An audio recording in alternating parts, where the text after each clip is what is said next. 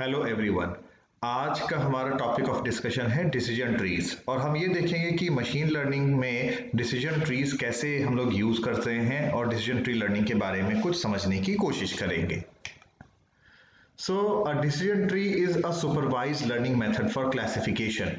Supervised learning क्या होता है उसके बारे में हम लोगों ने अपने प्रीवियस कुछ लेक्चर्स में हम लोगों ने डिस्कस किया था। So decision tree method is widely used as an inductive learning influencing method and in this method the learning function is represented by a decision tree।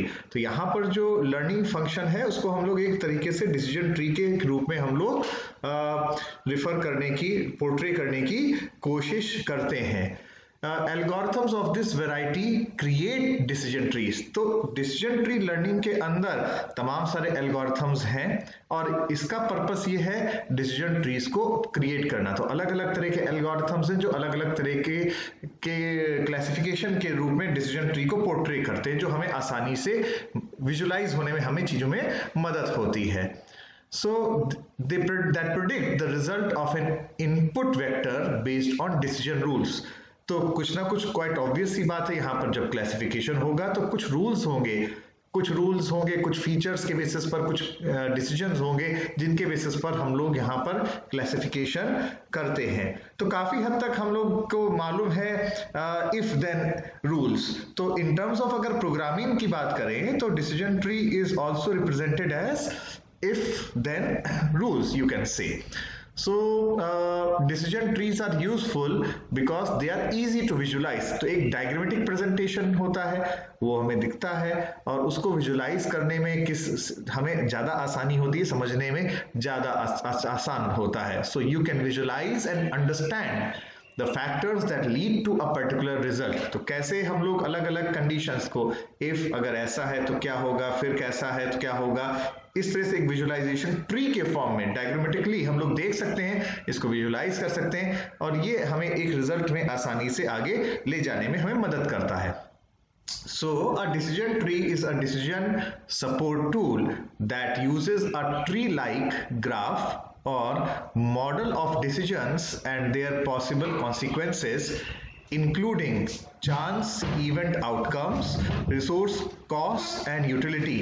It is one way to display an algorithm। तो यहाँ पर हम लोग diagrammatically चीजों को represent करने का प्रयास करते हैं।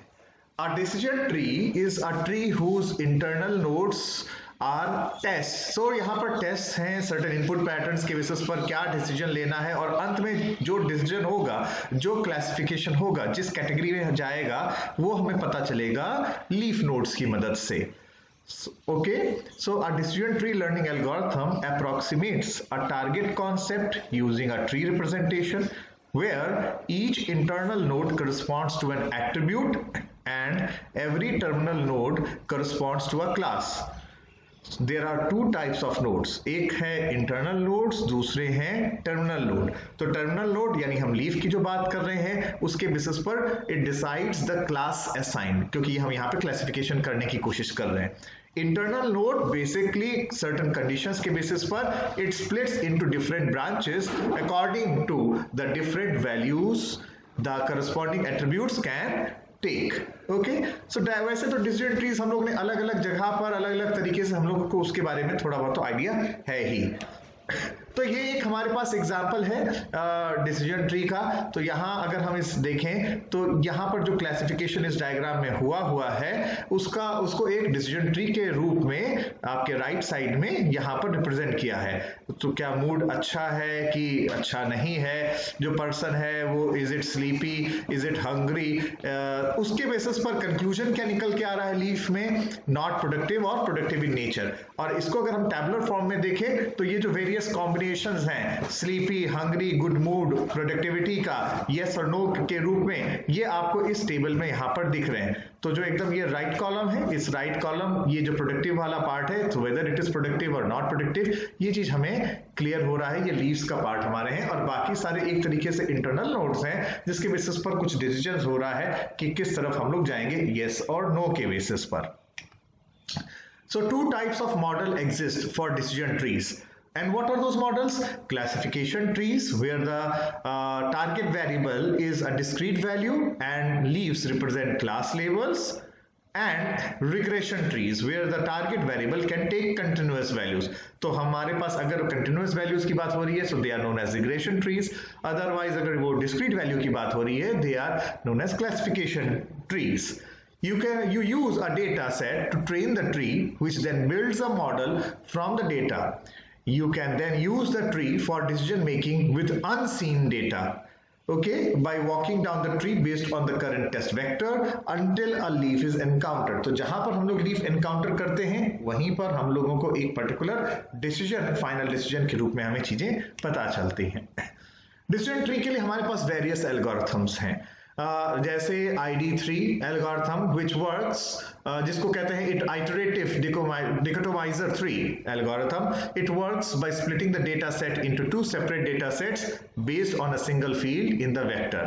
Okay, उसी तरीके से इसका अगर हम इम्प्रूवमेंट कहें, we have one more algorithm, for example C4.5 and multivariate adaptation regression splines, जिसको हम अगर उसको एक्रोनिम के फॉर्म में इसको बोलना चाहें तो MARS के रूप में हम लोग इसको कह सकते हैं. तमाम सारे हमारे पास इसके एल्गोरिथम्स हैं. अभी हम लोग इसको स्पेसिफिकली अलग अलग एल्गोरिथम्स को नहीं डिस्कस कर रहे हैं. जब मशीन लर्निंग में हम लोग एज अ सब्जेक्ट पढ़ते हैं तो इन सारे एल्गोरिथम्स का हम लोग वहां पर डिस्कशन करते हैं. तो डिसीजन ट्री के क्वाइट ऑब्वियस सी बात है, तमाम सारे एडवांटेजेस हैं और कुछ इसके हमारे पास चैलेंजेस भी हैं. एडवांटेजेस किस तरीके से हैं वो आपको सामने इस समय पीपीटी पे दिख रहा है. It is simple to understand and interpret. क्यों? क्योंकि ये एक डायग्रामेटिक रिप्रेजेंटेशन में है. डायग्रामेटिक रिप्रेजेंटेशन में जो चीज विजुअलाइज होती है वो ज्यादा आसान होती है. It requires little data preparation. Often other techniques often require data normalization, dummy variables need to be created and blank values to be removed. So it is much more easier. इसके advantages इसके easiness के कारण ज्यादा हैं. So decision trees able to handle both numerical and categorical data.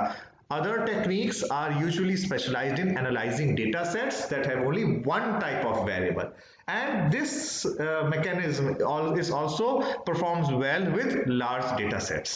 Okay, so these are certain set of advantages which are there with decision trees. Quite obviously अगर advantages हैं तो कुछ हमारे पास challenges हैं जिसको हम लोग decision trees के disadvantages के रूप में हम लोग यहाँ पर हम लोग बात कर रहे हैं. The problem of learning an optimal decision tree is known to be incomplete under several aspects of optimality and even for simple concepts. Consequently, practical decision tree learning algorithms are based on heuristics such as the greedy algorithm, where locally optimal decisions are made at each node. Such algorithms cannot guarantee to return the globally optimal decision tree. ये ध्यान में रखने वाली हमें बात है. Such algorithms cannot guarantee to return the globally optimal decision tree. Okay. सो इसको reduce करने के लिए तमाम चीजें और भी हमारे पास तमाम मेथड्स हमें प्रपोज हुए थे. For example dual information distance etcetera. Decision tree learners can create over complex trees. तो कभी कभी ये ट्रीज भी बहुत अगर कॉम्प्लेक्स हो जाते हैं तो वो ऐसी सिचुएशन भी आ सकती है, and that they do not generalise well from the training data. तो इस कॉन्सेप्ट को हम लोग अगर डिसीजन ट्री में कहें तो इसको हम ओवरफिटिंग कहेंगे. तो ओवरफिटिंग के बारे में तो हम वैसे हम लोग ने अर्लियर भी डिस्कस किया है, बट डिसीजन ट्री लर्निंग में ओवरफिटिंग कब हुआ? जब हमारे पास ओवर कॉम्प्लेक्स ट्रीज हमारे पास हो रही है, that they do when they do not generalize well from the training data. Mechanisms such as pruning are necessary to avoid this problem. Okay, which problem? जो हमारे complex trees बने हैं उनमें हम या overfitting का challenge आ रहा है, so we may require pruning here in this particular case. There are concepts that are hard to learn because decision trees do not express them easily, such as XOR, parity और multiplexer problems. तो कुछ ऐसी situations हो सकती हैं जहां पर जो ट्री है वो भी थोड़ा सा कॉम्प्लेक्स हो और वहां पे आसान ना हो. अगर सिंपल चीजें हैं तो आसानी से वो डिस्क्राइब भी की जा सकती है, बट कुछ ऐसी सिचुएशन है तो वहां पर हमारे पास चैलेंजेस आ सकते हैं. In such cases the decision tree becomes prohibitively large. Approaches to solve the problem involve either changing the representation of the problem domain or using learning algorithms based on more expressive representations. Okay, so today we had discussed about decision trees, उसके decision tree learning के बारे में discuss किया, advantages क्या है, disadvantages क्या है, और उसके एग्जाम्पल के बारे में हम लोगों ने डिस्कस किया हुआ है। Thank you.